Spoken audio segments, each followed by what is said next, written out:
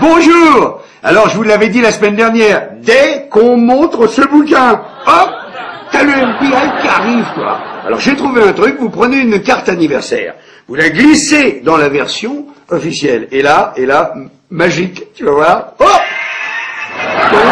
Et là, ça les amuse, tiens.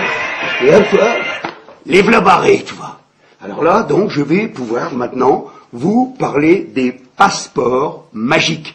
Alors, il faut savoir, au lendemain du 11 septembre, hein, donc vous vous souvenez, hein, il y a les deux avions rentrent dans les tours, les deux tours s'écroulent jusqu'à leur fondement, il y a ça de poussière partout dans toute la ville. Hein. Et là, il y a un gars, il se promène comme ça, tout d'un coup il fait « Oh, dis donc, bon, qu'est-ce que c'est que ça ?» Il bute dans un truc, tu vois. Alors il fouille avec sa main, toi, dans sa poussière, et qu'est-ce qu'il ressort?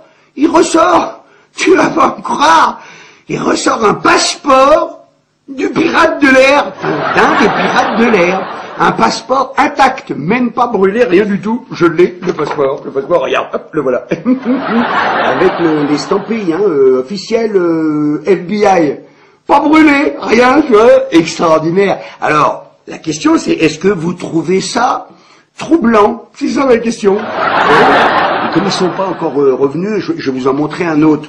Le dernier avion, c'est Chanceville, il tombe dans la forêt.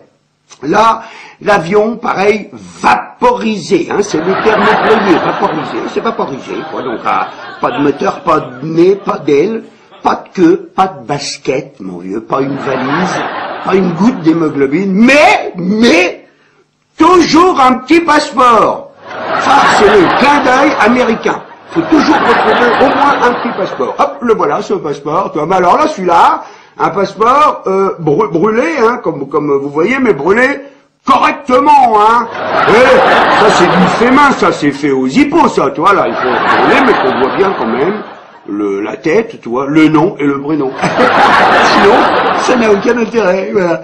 Alors, je me disais, mais ils sont où nos journalistes d'investigation? On avait des journalistes d'investigation, c'est passé où? On avait le canard enchaîné, là, hein, Charlie Hebdo, toi, hein, on était rassurés, nous, avec des journaux comme ça, on se disait, putain, ils ont des couilles, et puis là, non. Là, on trouvait pas du tout des passeports, ils ont vieilli, tu sais, le canard et Charlie. À mon avis, ils ont dû se chier dessus, puis maintenant ils ont peur de se mettre debout, tu vois, à cause des odeurs, ça va, voilà, ça va les gars? Donc, non, je disais, simplement, je demandais aux gens s'ils trouvaient ça troublant. C'est d'ailleurs à propos des trous noirs qu'il y a dans l'univers, tu sais, qui aspirent tout sur leur passage. Il y a quelqu'un qui a dit, je sais plus qui, il a dit, ces trous noirs, c'est troublant. Allez, à la semaine prochaine.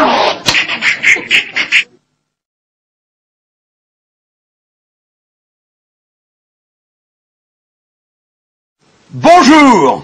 Alors, pour les deux rapaces qui sont toujours derrière moi, j'ai trouvé un nouveau truc. Vous prenez 2 couvre-casques, hein, quelle que soit la marque. C'est comme pour les oiseaux, les éperviers, quoi, les chasseurs. Tout fait ça, t'es tranquille. Ils nous entendent, hein, toujours, hein, mais ne pensent plus à chasser. Donc je vais pouvoir vous parler justement de la version troublante à propos des chasseurs américains. Les chasseurs, les pilotes de chasse américains. Là-dedans, c'est très précis, on nous dit, attention, qu'à 8h13, entre 8h13 et 8h14, il y a un avion qui est détourné, on le sait, hein. Ah oui, on le sait par un message radio, je regarde mes petites notes, hein. L'avion, il a coupé son transpondeur, c'est interdit complètement, puis surtout, il a changé d'itinéraire, hein. C'est un avion, il allait sur l'est, tout d'un coup, clac, à angle droit, il coupe et il fonce sur New York, hein. Attention. Bon, 32 minutes plus tard, le premier avion, comme on l'a tous vu, frappe la première tour. 32 minutes, c'est énorme. Là, aucun chasseur ne décolle. C'est quand même un petit peu troublant, tu vois, parce que le chasseur décolle normalement automatiquement. Ils sont prêts 24 heures sur 24. Le chasseur, il faut savoir, quand l'avion quitte la piste, 2 minutes 30 plus tard, il est à 9000 mètres, et il vole à Mach 2, 2400 km/h. Donc, entre 6 à 10 minutes, il est auprès de n'importe quel avion de ligne qui se traîne, quoi. Ben, le chasseur, il arrive, il peut parler carrément en articulant bien, il est en visuel, quoi, avec le pilote, il peut lui faire, c'est quoi votre problème, vous avez changé de direction, et de la famille, peut-être dans le coin, quoi, il y a quelqu'un qui a oublié sa brosse à dents, ben, c'est complètement interdit, c'est super dangereux, il y a plein d'avions qui volent, et puis il faudrait se rentrer dedans. Bon, admettons, hein, à 9h03, tiens-toi bien, il y a un deuxième avion qui frappe le deuxième tour. Ouh, qu'est-ce que c'est que cette histoire? Donc là, c'est 3/4 d'heure après l'annonce du premier détournement, on est d'accord? Donc, si tu veux, côté chasseur américain, normalement, il devrait s'installer comme une espèce de petite méfiance quand même dans le groupe des chasseurs. Penses-tu? Le chasseur coule tranquille, pas bouger. Alors on ne sait pas ce qui s'est passé, peut-être la machine à café, elle était en panne, ils n'ont pas pu les appeler, ils étaient sur vibreur, on ne sait pas. Alors moi vraiment, toi, là je trouve ça quand même assez troublant, tu vois, parce que le truc le plus embêtant, si tu veux, dans cette version, c'est que 1h23 plus tard, c'est marqué là-dedans, hein, à 9h37, il y a, soi-disant, un Boeing 757 qui frappe le Pentagone. 1h23. Alors là, 1h23, quand même, toi, ça fait beaucoup. Alors, si vous voulez, donc, pour vous résumer un petit peu le truc, le jour du 11 septembre 2001, il faut d'abord féliciter l'aviation civile. Bravo à l'aviation civile américaine, parce que, et c'est marqué, c'est bien marqué là, dedans aussi, ils ont réussi en à peine 1 heure, un quart, à faire atterrir 4500 avions. C'est quelque chose quand même là, 4500 avions cloués au sol d'urgence.